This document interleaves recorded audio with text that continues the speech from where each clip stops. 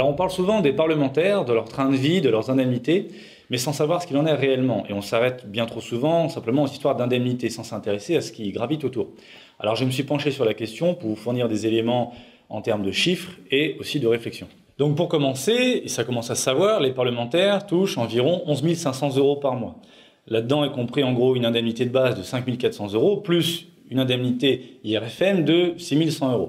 L'IRFM, c'est une indemnité qui est censée couvrir leurs frais de mandat, mais étant donné qu'il n'y a aucun contrôle sur les dépenses, eh bien, c'est utilisé à des fins personnelles, donc pour partir en vacances, changer de voiture, etc. Bon. Maintenant, ce que peu de gens savent, c'est que à cette somme, vous pouvez rajouter 2 800 € de plus net par mois pour les 80% de parlementaires qui cumulent des mandats, ce qu'on appelle des cumulards. Donc, 80% d'entre eux touchent en réalité 14 300 € net tous les mois. Il ne faut pas s'arrêter simplement à ces histoires d'indemnité.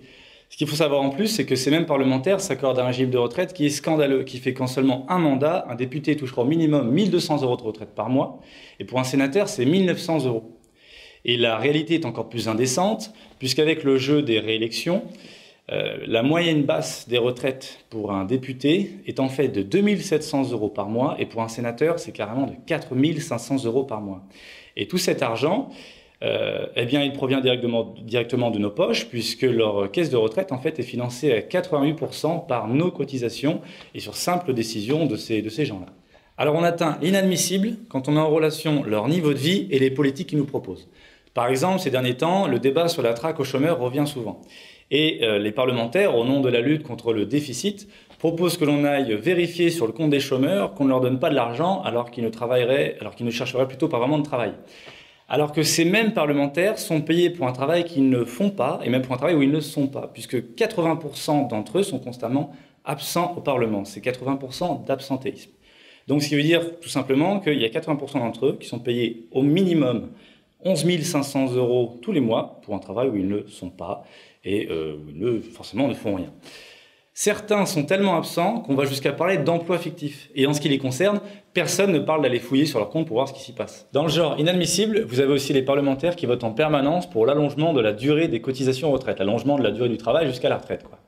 Nous expliquant qu'il est nécessaire de faire l'effort de travailler plus longtemps pour financer la retraite, tout en percevant de moins en moins de retraite quand vous pourrez enfin la prendre, quand vous serez vieux et quand vous serez malade.